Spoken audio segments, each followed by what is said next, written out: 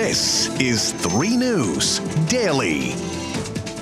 Hello, everyone. Welcome back to 3 News Daily on your Monday, January 8th. I'm Stephanie Haney. Thank you for being with us here in Northeast Ohio, where today there are new questions coming up after an Elyria dog was shot and killed by a police officer while he was making an arrest.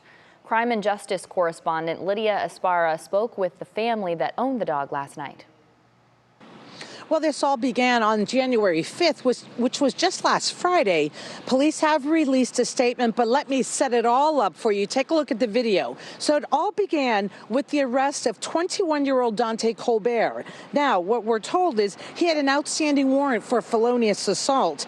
After the arrest, a neighbor's dog, they say, came running outside, and the dog, an American bully, was shot after police say he charged on the officer on the scene.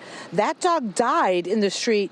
Coco, as the owner said, was 1-year-old and says it was a very nice dog. If he was so scared and terrified, there was other police officers standing around him. Why didn't no other one back up, move, or do nothing? So the owner tells us that they're waiting for the body cam to be released, and they really believe that that will redeem their dog, that the dog was not actually trying to charge on the officers. We have made a request for that video. In Elyria, Lydia Esparra, 3 News. Thank you, Lydia.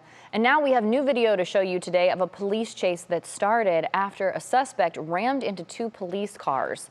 This happened Friday night at Crocker Park, and we reached out to Westlake police, who tell us they tried to stop a suspect with several felony warrants. This was as he was walking back to his car. But he got behind the wheel and crashed his car into the police cruisers.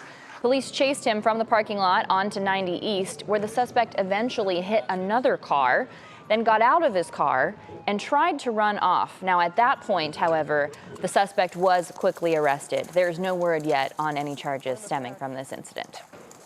Now, in Cleveland Heights, it has been a violent start to the new year, and the mayor is pleading with the public to end the violence and have justice served.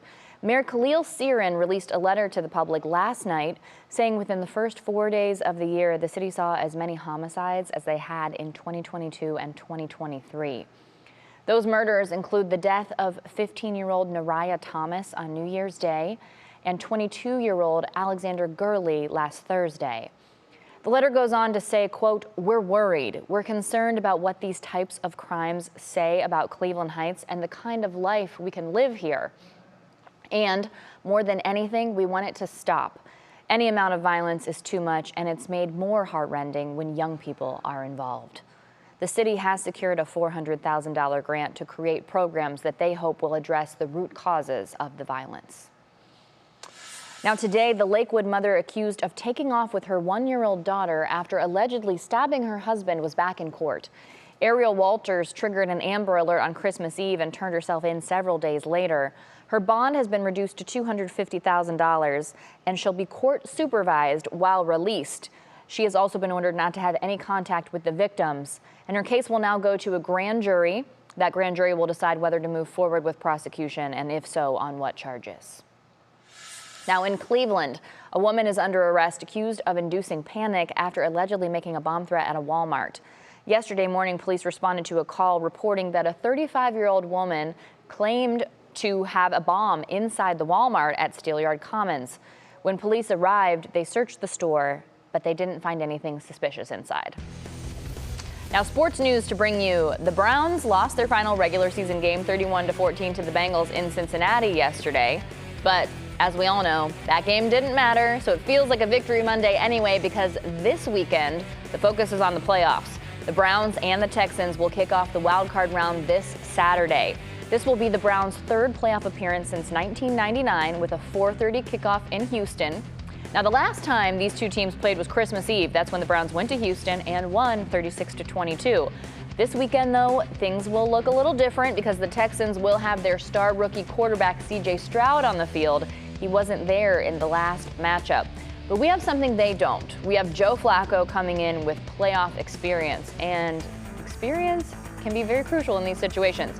So how do we get matched with the Texans? Well, yesterday afternoon, the Texans won the AFC South when Jacksonville lost in Tennessee. So, again, the Browns and the Texans play Saturday, a 4:30 kickoff in Houston, and you can watch it right here on WKYC, so we hope you'll join us for that. Now looking ahead a little further out, today marks exactly 4 months until a solar eclipse will descend upon Northeast Ohio. On Monday, April 8th, people within a 124-mile wide band in Ohio will experience the total solar eclipse. Many schools are closing that day since a total solar eclipse is such a rare and spectacular event. The next total solar eclipse that can be seen in the U.S. won't be until 2044. So catch this one, because who knows what will be happening 20 years from now. You might not be able to make it. You might have a hot lunch date or something and not be able to be there. So that's coming up very soon. And again, happy Victory Monday. I know we didn't win on Sunday, but it's a Victory Monday anyway because the Browns are going to the playoffs. Thank you very much for being with us for today's edition of 3 News Daily. Wherever you're watching or listening, we appreciate you. Have a beautiful Monday, and we'll see you back here tomorrow with more top stories around Northeast Ohio.